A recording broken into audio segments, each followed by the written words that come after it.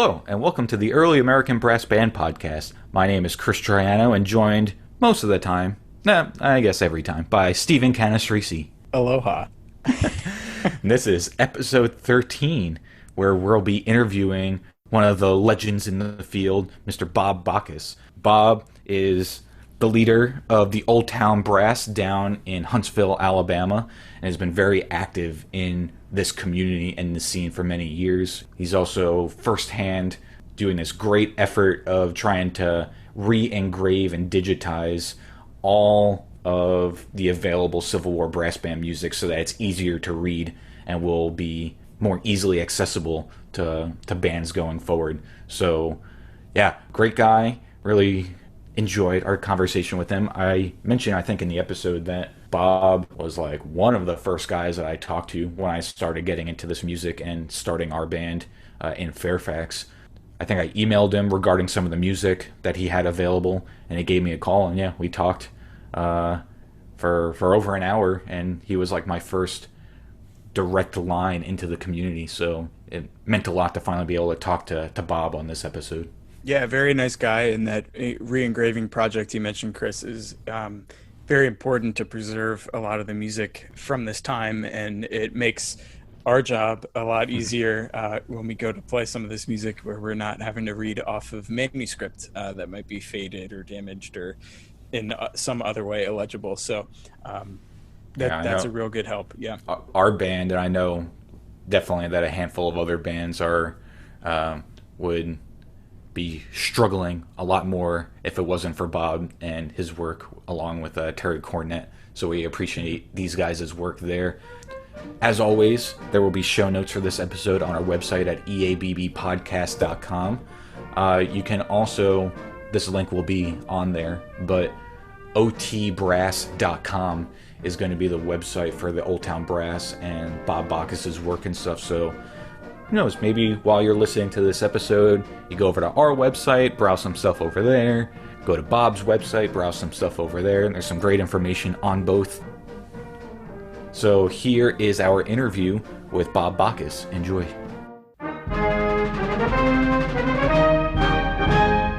Thank you so much, Bob, for agreeing to fight through the technology to speak with us this afternoon.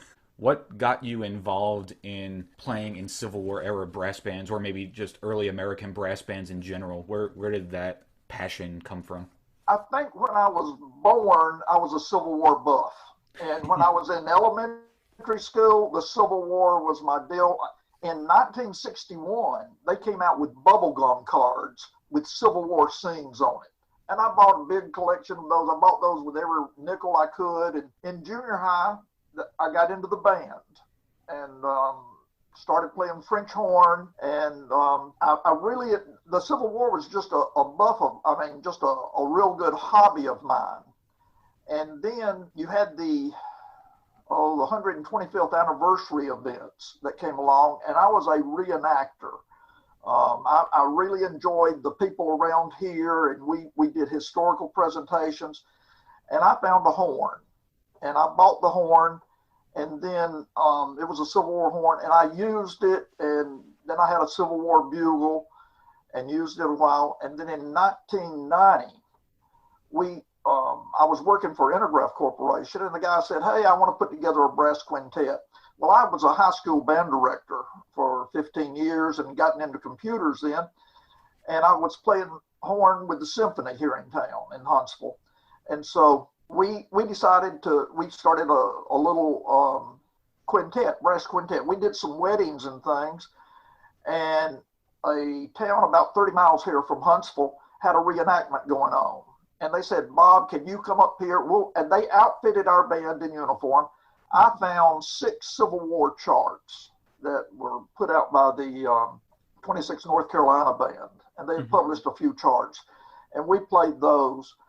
And we had a good time, and then we started getting calls from all over the place. And so we gradually got into music. Right now, in my library collection, I've got about 2,000 original Civil War charts. We have the complete band books of a number of bands. And then we published that. And so we've been together right at 30 years. Wow. And What is that? So that alto horn that you got initially is still the same horn that you're I, planning I to? still have it, but we have migrated to over-the-shoulder horns, originals, and at one time I had 14 over-the-shoulder horns, which are the very rare ones. Mm-hmm. And I'm selling out a lot of my horns to a band up in Bardstown, Kentucky. And there's a collector up there who started a band, and I'm keeping for our quintet. See, we're a brass quintet with the drums. Mm-hmm. And we have an E-flat cornet, B-flat cornet, alto, I play alto, a tenor horn, and a tuba, and then a snare drum and bass drum. Mm. And we've been in 28 states. We've been on 2 of Ken Burns' television specials. And we just really enjoy, we call it historical concerts, where we tell the people about the music, and then we play the music. And anytime we're invited to come and play someplace, we research it. Like we got invited to come up and play at the McKinley Museum up in Canton, Ohio. And so we researched his role and things. And we found a Canton Zouaves march that was written for Canton, Ohio. And so we played that.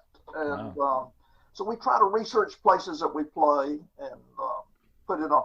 We do Union, we do Confederate, we do early war, we do late war. We do whatever the people would like. Gotcha. And all those different impressions are under the same Olde Towne Brass name? Same Olde Towne Brass, cool. Yes. So I know some people change their name to match the impression that they're doing, but that's cool that you guys kind of stick to who you are and alternate it from there. Yeah, it's whoever pays the bill gets to select the uniform. There you go. We've got about 6 different, we can go early war, late war, various things like that. So you said the band's been in, would you say, like 28 different states? How many, concerts or engagements do you guys normally do kind of per year? I know that now is probably not the best time to ask that question, but now we're down to about 4 a year. Okay.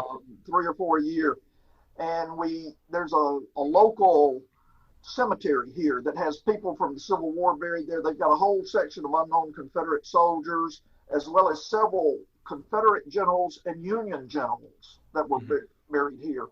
The Birney family has a big plot here, and David Birney was a Union general at Fredericksburg and one of the Corps commanders, and then he lost out there. He went to, he moved from here to Danville, Kentucky, and that's where they put on the Great American Brass Band Festival. And we played up there 14 times doing our Civil War impression. So let's see, we're down to about 4 events a year. At one time, we were doing 20 events a year. Yeah. And everybody and their brother wanted us. And we really enjoy it. We have done a lot. We've done several where we were both bands. See, I have 7 regular members, 5 brass and 2 drums, but I've got 25 alternates. Some of the alternates are former members.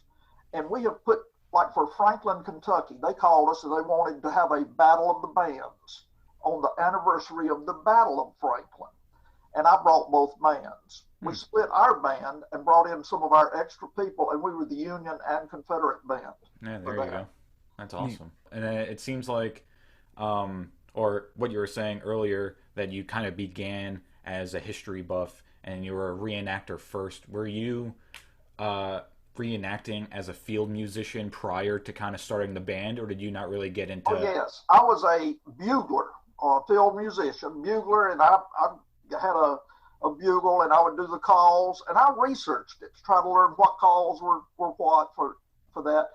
And then we had a brass quintet that did a couple of weddings, and then they wanted us to do a thing at Elkmont, and so they outfitted our band, and I bought the 26 North Carolina. They had 6 charts, and we had that, and I had a few more charts.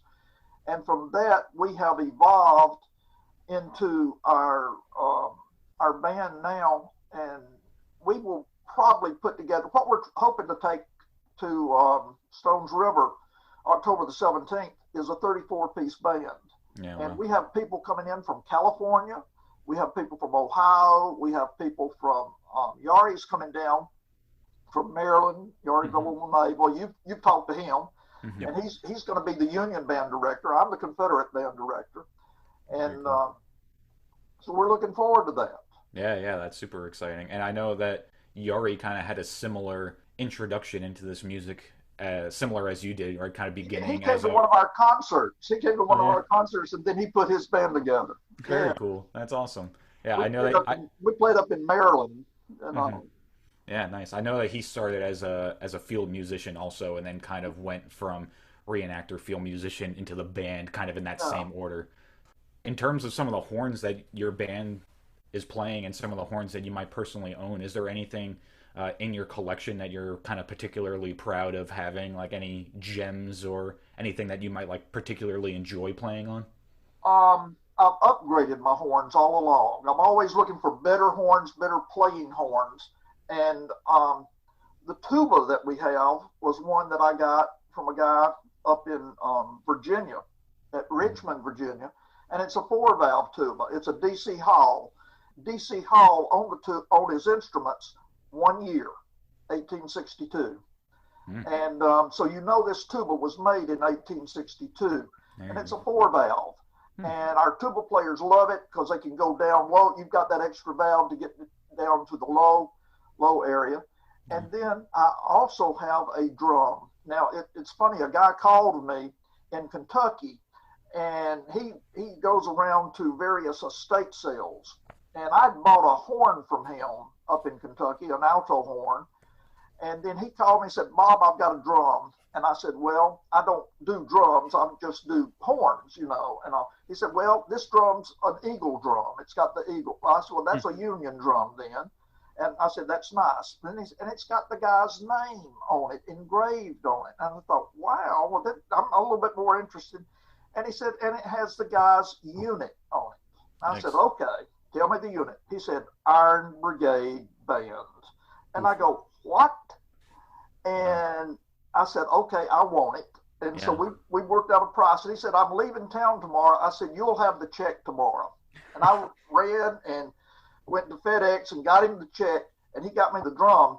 And there were 2 Iron Brigade drums that were made. The officers went together in late or about middle of 62 when the Iron Brigade got their name. And the officers went together and bought 10 horns and bought 2 drums. Well, I have one of the drums. The other drum was cut in 2. The drummer thought it was too heavy. He cut it in 2 and made it into like a piccolo snare drum that he has. And it's in the Iron Brigade Museum up in Wisconsin. Oh, there you go. My drum is incomplete. It's complete. And I have it I had a case built for it, like a coffee table or an end table that's glass on 4 sides and glass on the top, and I have the drum in it. Yeah, and, so that's not a performance instrument anymore. Yeah, it's not performed. We don't perform with it, but I have used it in some of my presentations. Yeah, wow, that's incredible. It's funny when you mentioned the drum. I've been doing research on a band. I'm from Pennsylvania, and there's a community band that I play with in Lebanon, Pennsylvania. It's called the Perseverance Band. And you can trace their history all the way back to the Civil War.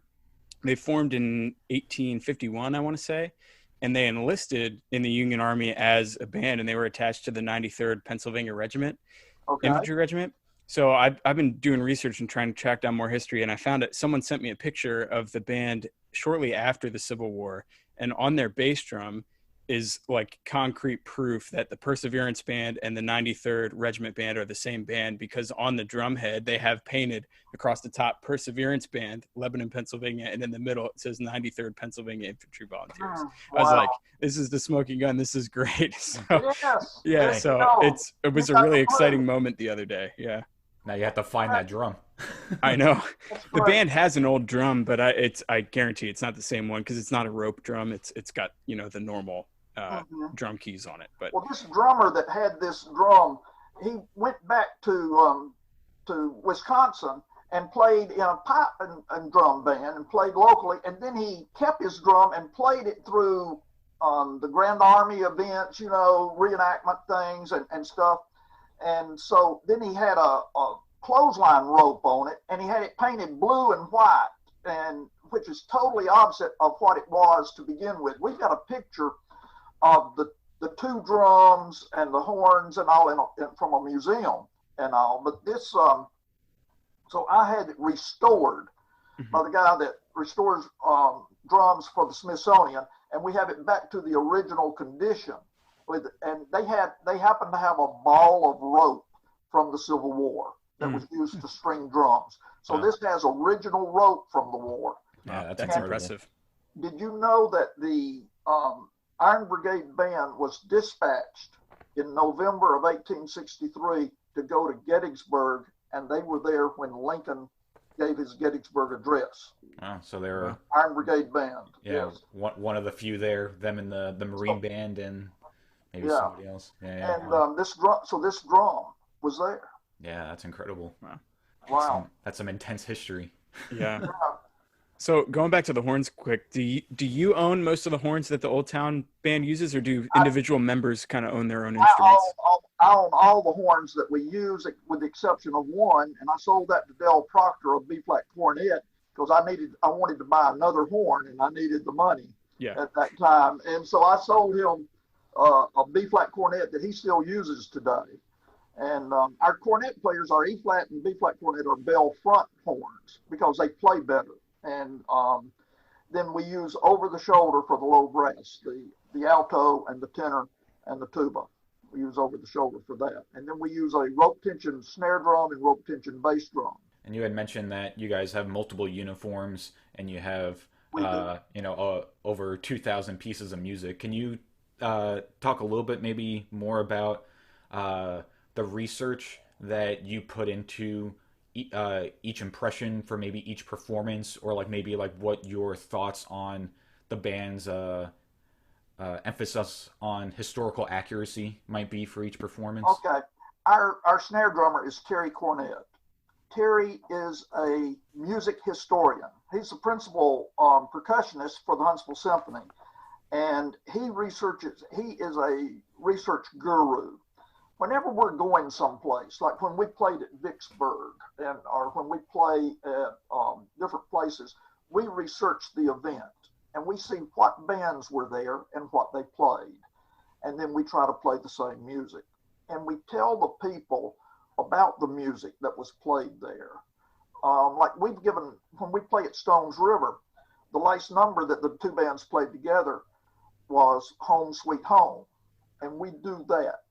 We give what we call historical concerts. So the people are hearing the music that was played at these events on the horns that could have been at these events that are period horns, and with the same music. So they're hearing what the soldiers heard. And that's the type of events we try to do. We call them historical concerts. And then we tell them about if there was some particular historical event or why they played that music, and we mentioned who it was for. We've done we did a concert up in Greenville, Tennessee. Now that's the home of President Andrew Johnson, and we had a Lincoln impersonator and a President Johnson impersonator come, and we got with them and we told them what Lincoln said about the music, what President Johnson said about the music, and we play the music. We did, I believe, 4 high school concerts in Greenville, Tennessee, and the students just thoroughly enjoyed it because we had the two impersonators there, and they would give little vignettes and things, and then we play the music. Does the band do any of the full-on reenacting in terms of overnight camping and stuff, or do you guys just show up for those concerts? Oh, we tried that. That doesn't work with my guys. My guys are professional musicians. We do go and play at reenactments, but we like to there's usually a Saturday afternoon battle and a Sunday afternoon battle in a reenactment. Mm-hmm. And what we do, we get up there and we will play we call it playing the line. We'll walk up and down the spectator line before the battle starts, playing little things. And then we will go and eat supper and rest. And then we'll come back and play the ball that night. Mm-hmm. And we'll play a ball. And then on Sunday, we'll go back and we'll play a church service sometimes if they want that, if they need that, and then we'll play before the battle, and then we go home if we're doing a reenactment. But most of the things we do are historic concerts at Civil War battlefields in the National Park System. And they have us in and they advertise it. And then we give a concert of music that pertain to that particular battle. And we'll do it from both sides. And the Park Service tells us what to wear. We can go either Union or Confederate or both. And they tell us what they want emphasized on it.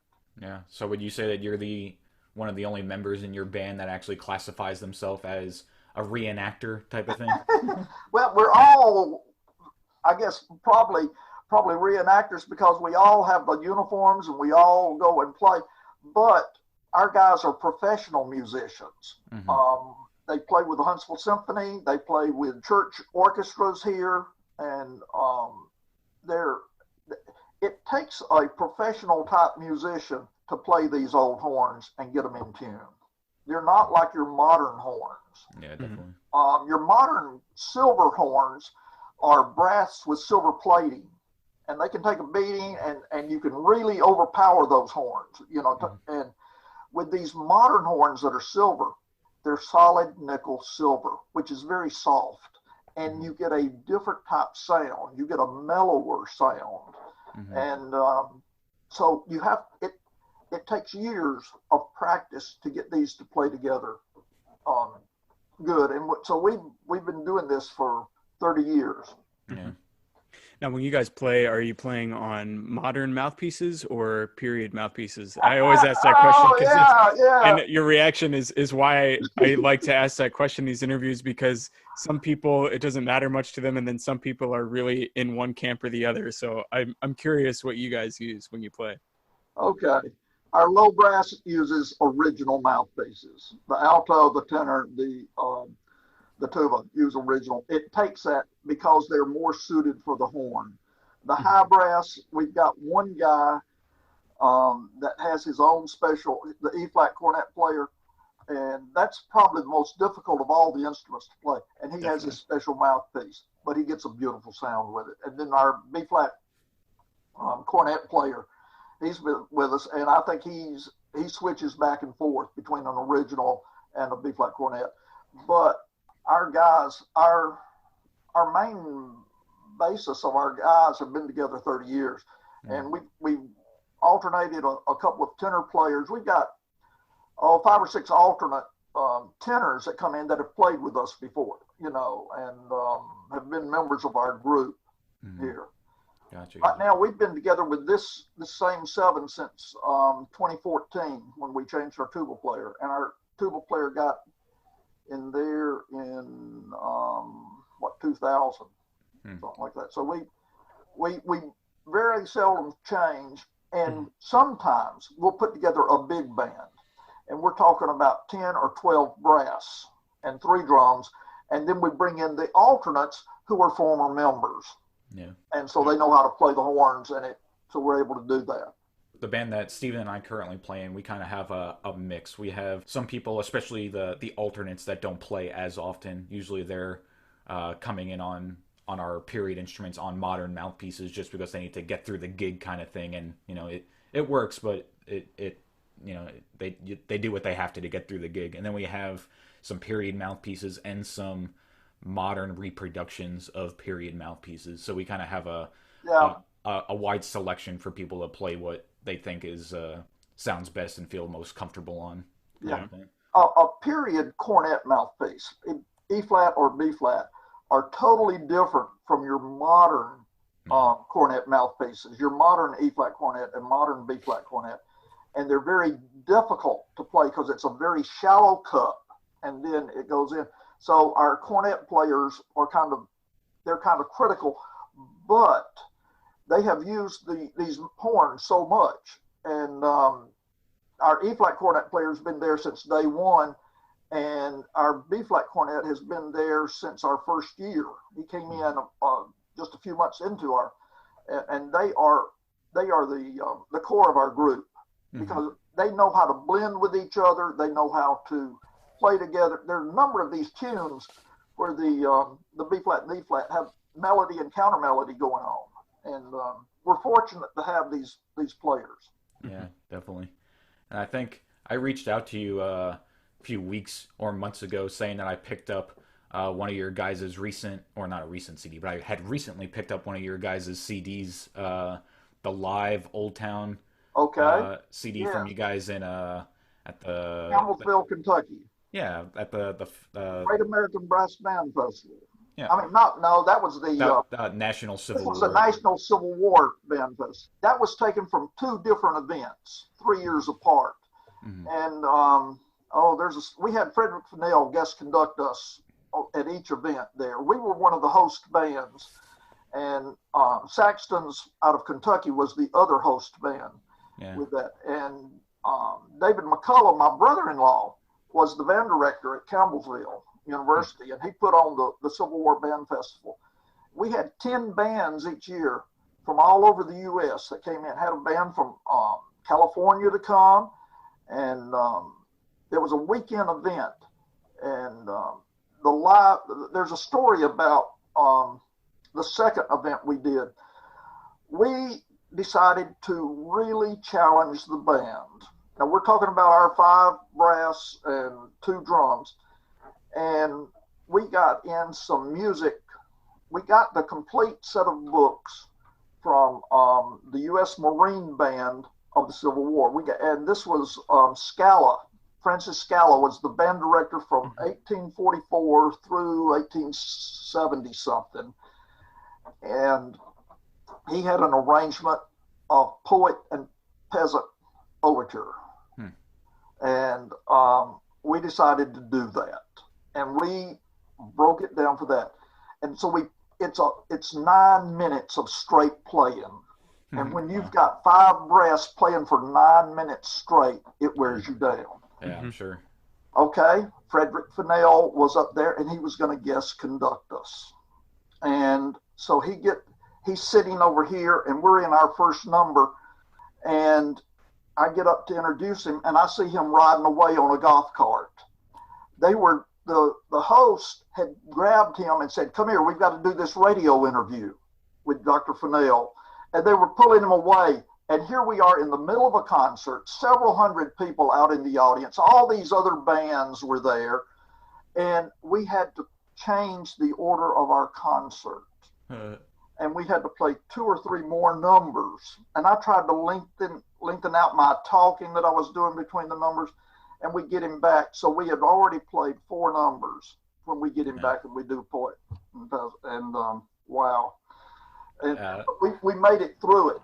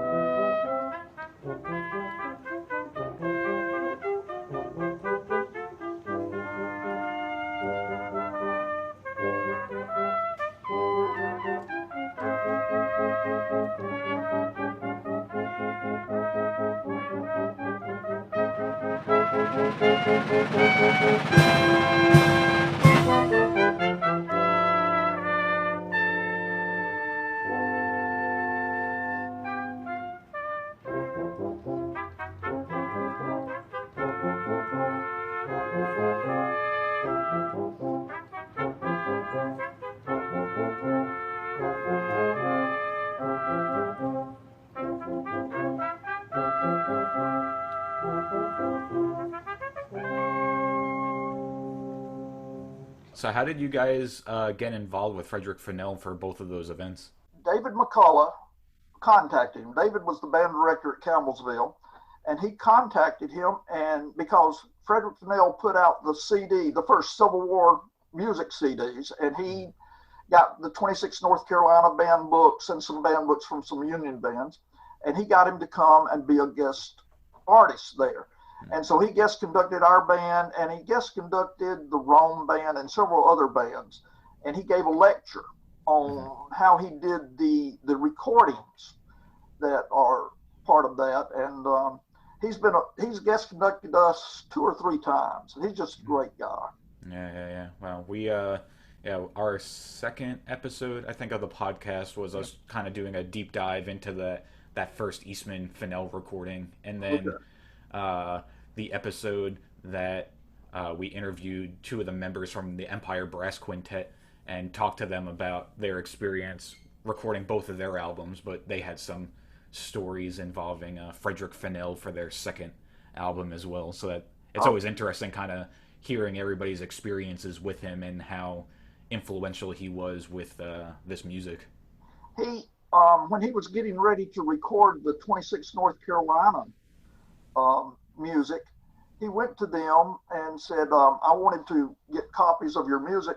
They handed him the actual books.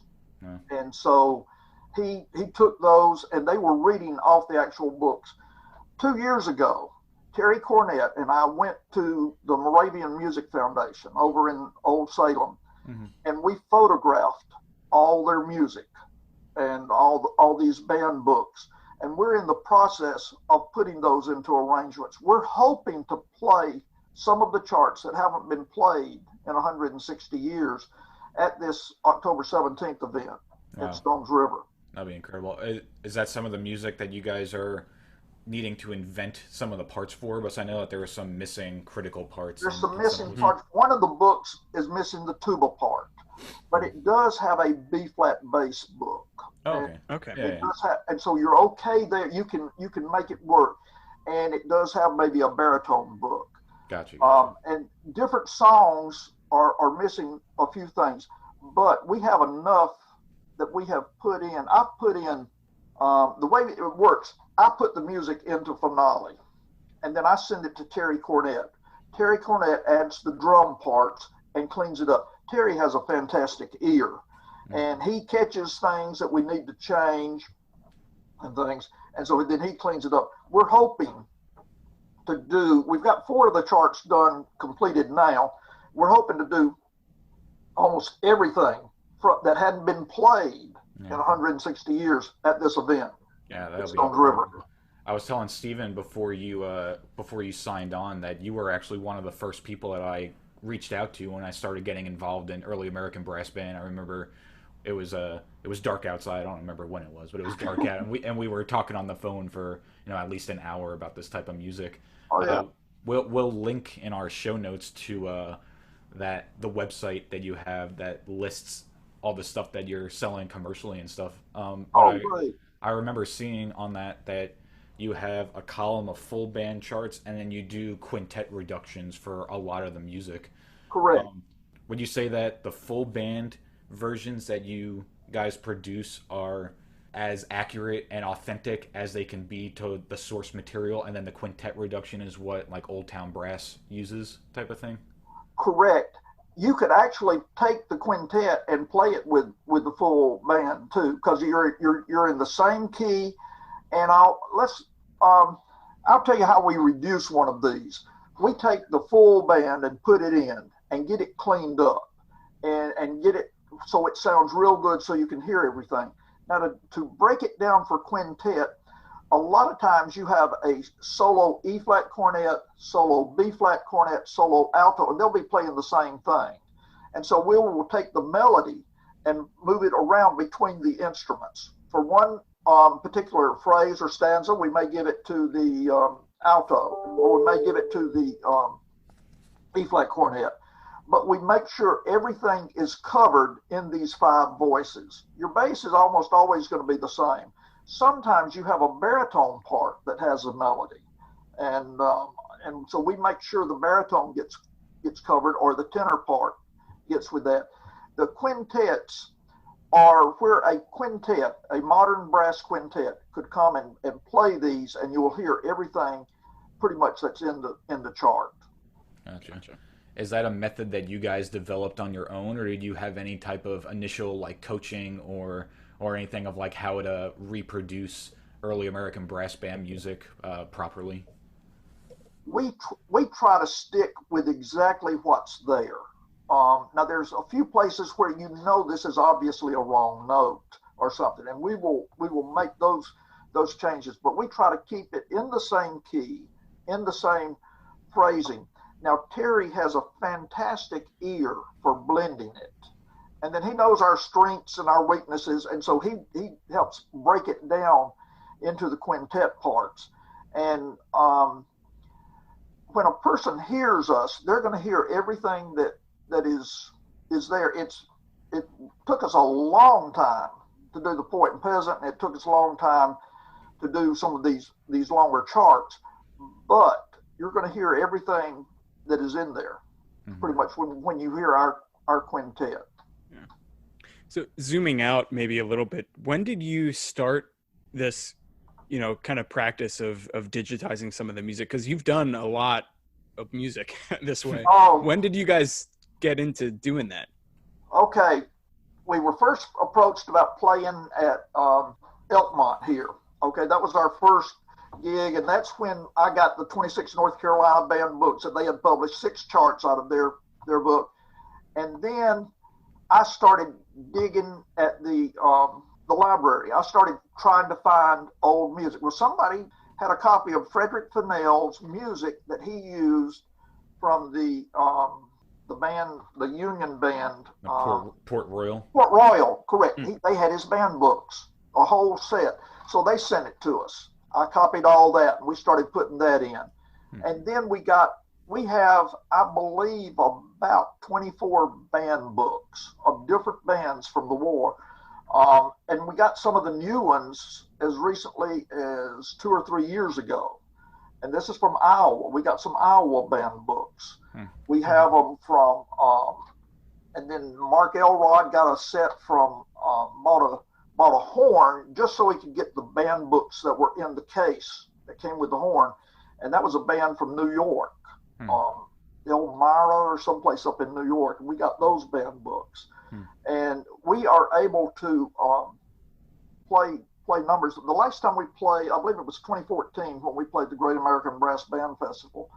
We did a concert on band music that hadn't been played since the war, because they had just found these books, and we were able to do that. So we've got about probably 20 something different bands that we keep the books in. Gotcha. Yeah, that's incredible, and it can't be understated, the long-lasting impact that this work is going to have on preserving this music. The amount of time that you've put into preserving this music in a digital format, is, the music hasn't been played in some instances for 160 years, but now, thanks to you guys, it's going to be able to be played for the next 160 years. So it's incredible. We enjoy doing this, and we enjoy talking to people about it, and we enjoy going places and doing things. And we're getting on up. I'm 72 now. Our drummers, a couple of our drummers, are in their late 60s. Our cornet players are in their late 60s and early 70s. So we're getting on up in age, but we're still enjoying it. So what Stephen and I are involved with in Fairfax is we, as you may already know, we play in the a Civil War brass band that's affiliated through George Mason University in Fairfax. And part of what, especially my doctoral research, is kind of focusing on is this idea of early American brass bands in the modern era and how they exist as modern reenacting, brass bands. So we're kind of ideally trying to, through example, showing how at the collegiate level and through the support of a university, this type of music can, one, be preserved, and it can be used as a teaching instrument to rising music education students and performers. We think that just like how colleges have Baroque ensembles, and everybody's playing on harpsichords and gut string violins and stuff, that that we see no reason why these universities can also be supporting 19th century brass bands also. Right. Being up in Virginia like that, then you know where the Shenandoah University is up there. Oh, yeah. Yep. Okay. When we first got into this, my cousin that lives in Winchester said, hey, they've got a band like this up here at Shenandoah. Well, I contacted the person up there, and they had some students that were playing these old horns. They bought a complete set of over-the-shoulder horns from Rob Stewart in California. Now, these are modern reproductions of the over-the-shoulder, and we're talking about E-flat cornet, B-flat cornet, tenor, alto, and tuba. Well, I contacted the guy, and he said, nobody's playing them right now. Would you like to borrow them? So we borrowed them for about a year, and we did our first recording on them. And these are modern horns, but they're cut from the same pattern. Rob Stewart's a California guy that makes horns and does fantastic jobs with the horns and repairs them. And he's a good friend, too. He's done a lot of the Civil War reenacting. And anyway, we started with those horns, and then we gradually purchased other horns and got to the original horns. So you guys are still in possession of those Shenandoah horns? Oh no, they. I think the Tuscarora band up in West Virginia, right across the line from Virginia, has those horns now. But they were part of the Shenandoah University. The reason we were able to get them, the people that were using them left them outside with the cases open, and it rained, and they didn't pick them up, and the cases nearly tore up. And I had a cousin that lived in Winchester that helped me with that, and so we were able to. I drove up there and got the horns and brought them back. And, we used those for a year. Our first recording was on those. Gotcha. How many recordings do you guys have altogether? We have 4. That one is called the Blue and Gray Oleo. These are CDs that we have, and we have a tape. That was our first tape that we did on those, and that's the most popular songs on both sides of the war. Then we have the 26th North Carolina Band music, and that's Southern Serenade, and that's all music from the 26th North Carolina Band book. So that's all Confederate music. And there's 6 hymns that we have on that we would play. We got from their books. And then we have Live, which is, I believe, the recording that you have. And that was recorded at the Civil War Band Festival in Campbellsville, Kentucky. Then our latest one, Greetings, the subtitle is Greetings from Occupied Huntsville, but it's Civil War music that was played in Huntsville by the occupying bands. Oh, wow. We have, I believe, 14 numbers on it, and it's some very difficult music, but it was played. There were, Huntsville was occupied for almost the entire war, and the bands that were part of the occupying forces gave concerts here. And we have letters where people wrote that they went down to hear the concert of this band and this. So it's a lot of heavy Union music. And so we have that. That's our latest one. And very cool. Yeah, we'll be sure to link to those. Are those all on your website available? They're all on our website, yes. Cool. Great. On our website also, we have a resource tab where we have a discography section. And I think all 4 of those albums are on our discography that show that they're available. But yeah, we'll, especially in the show notes, we'll do an additional link and plug for you guys for those. Hey, we appreciate that. I did just pull up that discography page, and all 4 are on there. And that one you're talking about, the title we have is Yankee Bands in Dixie's Right, Land. Yankee Bands in Dixie's Land. There's some heavy numbers on there, and we were fortunate to get those recorded. Our whole mission is to give a history lesson.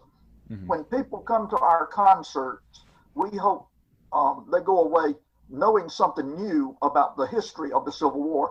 A lot of people are what they call Civil War buffs, and they wouldn't be coming to our concert if they didn't enjoy the Civil War. And so we try to give people a history lesson. We tell them about the horns. We tell them about the music. We tell them if there's anything about this particular arrangement for the area and how it fit into the area. And then we also take questions. And so we turn it into an educational experience for this. And our guys are pretty well knowledgeable about the Civil War. And we've been for playing together 30 years and have basically the same core of people playing in there. We really enjoy it, and we're all history buffs, and we just really enjoy what we're doing. Yeah, kind of maybe getting into the weeds a little bit, but I think Stephen and I agree that with some people's hesitancy sometimes with this style of music, it's important to talk about it. Have you ever experienced any pushback in any of those history lessons that you've been trying to give where people fight you on any element of your presentation? No, at one time they asked us to come up and play in, I believe this was Franklin, Tennessee, and we've been up there probably 6 or 8 times to play. And Franklin's a very historical city, and the lady putting on the event was real. She was real careful about things, and so we were setting up. We were getting this was a big fundraiser. They had a big tent set up, and it was a big fundraiser, and they had hired us to come up and do a Civil War band concert. And so in Civil War band concert, we played music from both sides. And she said, when we were setting up, she said, "Oh, Mr. Baccus, we want you to come and play. I just don't want you to play Dixie." And I said, "Ma'am," and I said, the contract says Civil War band concert. She said, "Yeah, but we have some people that might be offended by your playing Dixie." And I said, "Dixie was part of the Civil War." She said, "Yeah, well, we just don't want it played tonight." So we started packing up. We started packing. She said, "What are you doing?" I said, "Well, you asked for a Civil War band concert, and there was nothing in the contract about not playing a number or not playing this." And I said, "We are going to do a Civil War band concert." And I said, "Here, I'll give you your check back." And she said, No, you've got to play." She said, "Well, you can play Dixie as long as you play Glory Hallelujah." And I said, "Well, wait." I said, "You've asked for a Civil War band concert." And I said, "You just happened to, we had planned on playing Glory Hallelujah, but you didn't tell us any numbers to play." And so we did play Glory Hallelujah. And then we stood up and played Dixie at about 3 times the volume that we played Glory Hallelujah. And the people all stood for Dixie too, because it's a very southern town. But that's been the only time we were asked not to play something that I know in our 30 years experience. It's interesting that was the particular tune that was asked to follow up Dixie. Was that falls right in line with Elvis Presley's American Trilogy song? Oh, that's my wife's favorite number. She loves that. I know that's kind of maybe not a common practice, but that is a popular way of presenting that music is by following it up as like a. We have I guess 6 or 8 different arrangements of Dixie. We have 2 Confederate arrangements, and we have like 9 or 10 Union arrangements. And we put it, depending on where we're playing, we'll put it either in the middle of the concert, or we'll put it at the end of the concert. And we have different stories we can tell, all of which are true about it. Yeah. We've had that same pushback. The reason why I asked that question is because our band's only existed for going on 4 years now, but we've already had a handful of issues before the performance happens. So it's not, I like to think that it's not the way that we did it and then they get mad after the fact. You know, it's all this like preface kind of thing, like that you were saying, like before the concert happens, the people kind of come up to us, and it's happened what, 3 or 4 times already for us. I don't know if it's the area that we live in, being in Northern Virginia, where it's kind of like that geographical line where it's a little bit more ambiguous of what people are okay with talking about or hearing or kind of thing. But yeah, it's been interesting trying to that's, to my knowledge, that's the only time somebody asked us not to play Dixie. I'm not gonna give names, but there is a friend of ours who's a prominent band leader in this style of music that I know for a fact basically got out of it for that reason, just being exhausted with the political side that the audience was turning these concerts into, type of thing. So well, I have been dealing with the people at Stones River, because we have that one coming up on October the 17th, and the people that come there know exactly what they're getting, and they want a historical performance.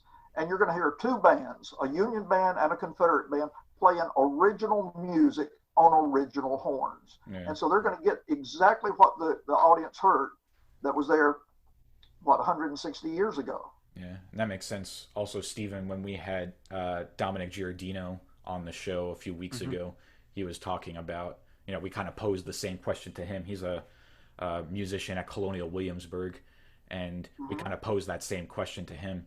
And he had a similar response that you had. Everybody that's coming into Colonial Williamsburg, is making that trip, is making that time commitment to go there. So they're already buying into, what the whole atmosphere is. So he didn't have any experiences like that either. And we research any place that we're going to play. Now, if we go to a battlefield, we research the bands that were there, and we may have some of the music they had in the band books.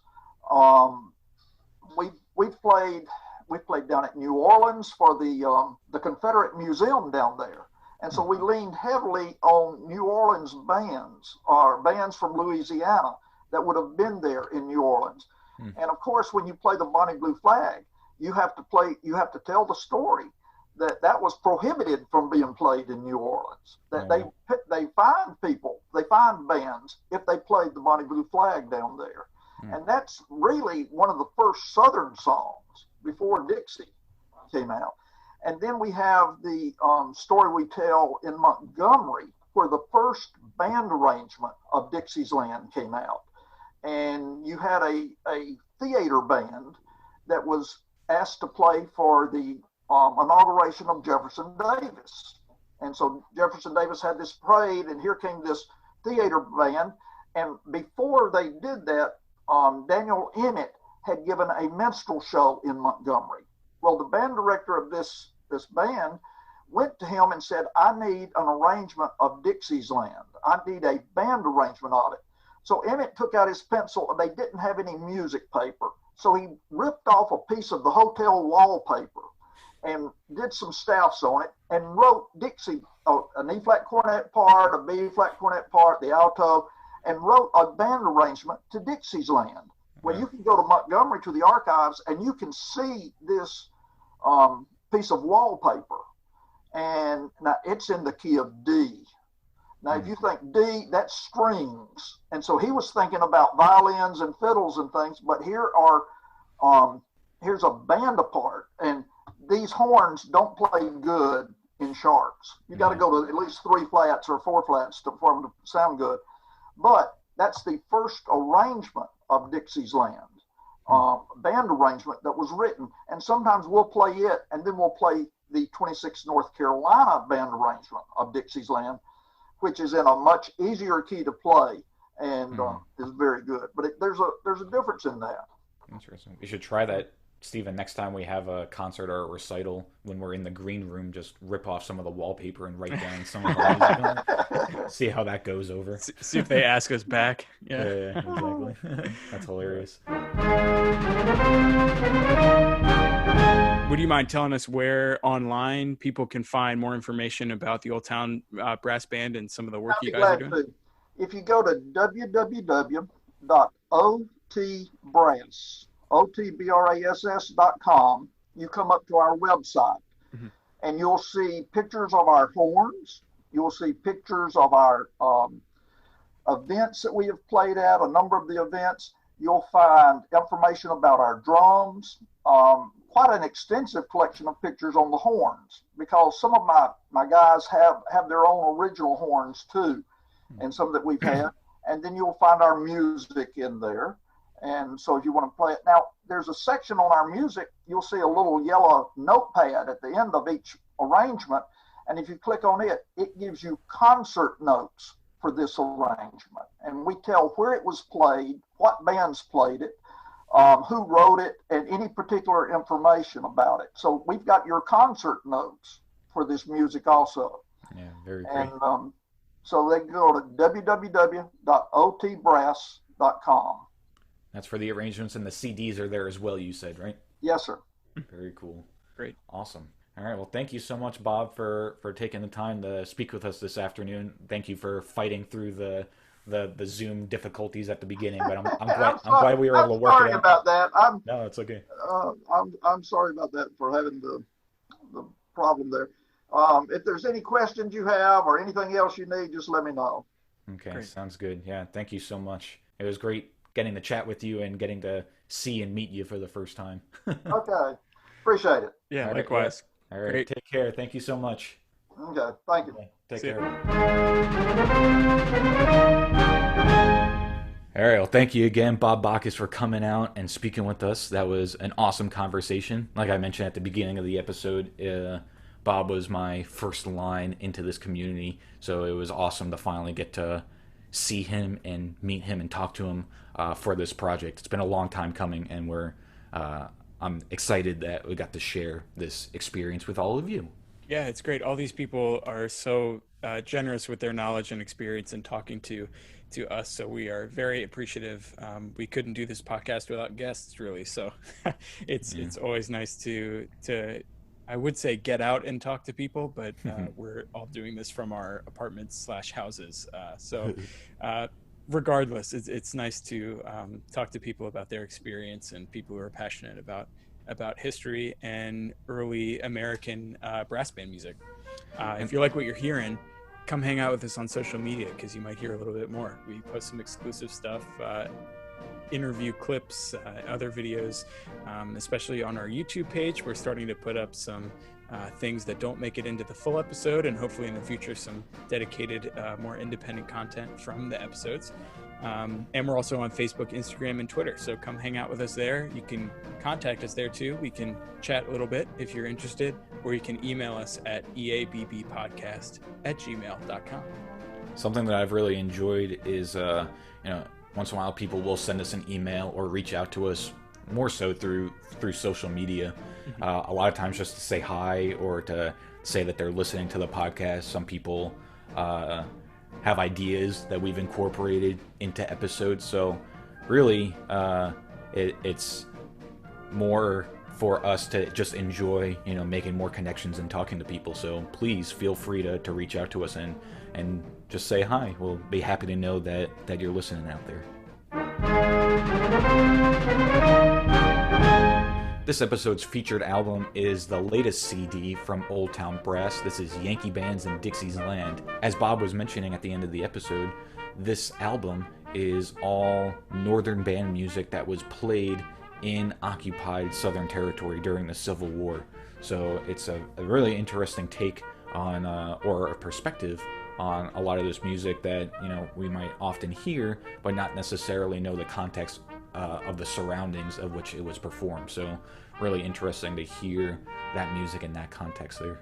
Yeah, and there's music from 4 bands that's represented on the album. We've got the 1st Brigade Band, 4th Minnesota Volunteer Infantry, 12th Indiana Infantry Regiment, 102nd Ohio Volunteer Infantry Regiment, and that's only 3, right? That was 5. Oh, no, that was 4. Wow, we're all over the place.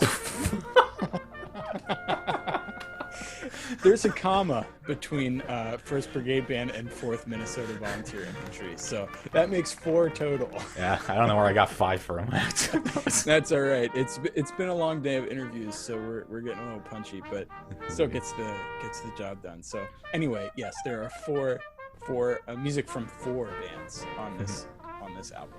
So we'll have a link to where you can purchase that album on our show notes page. So go over to eabbpodcast.com, go to the show notes section, type or click this episode, and you'll be able to see some information about that. So thanks so much for listening. Be sure to catch us on social media and on our website. It's eabbpodcast.com, and we'll catch you on the next one.